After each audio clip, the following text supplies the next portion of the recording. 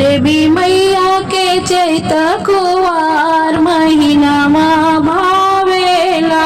देवी मैया के चैत कुवार महीनामा भावेला। सातो बहिना के चैत कुवार महीनामा भावेला।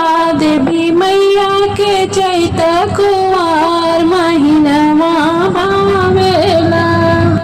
नव दिन चैत में 9 दिन कुवार में, 9 दिन चैत में 9 दिन कुवार में गम गम केला माई दरबार हो न गम गम गम केला माई दरबार हो। नवरात का दिनवा बाद महीनावा भावेला।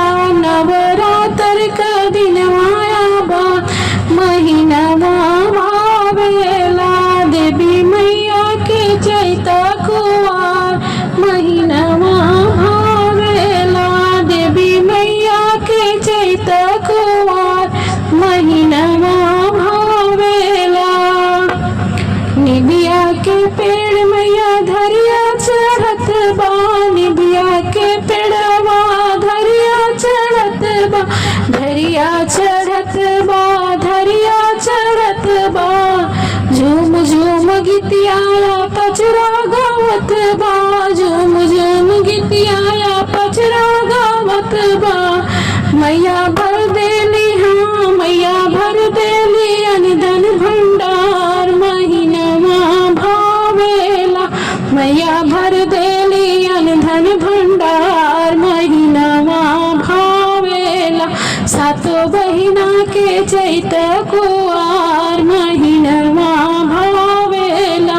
सातो बहिना के चैत कुवार महीनावा भावेला। देवी मैया के चैत कुवार महीनावा भावेला। जेहि पचरा 9 दिन गावे। जेहि में पचरा 9 दिन गावे। सोनी गदिया में ललना खिलावे।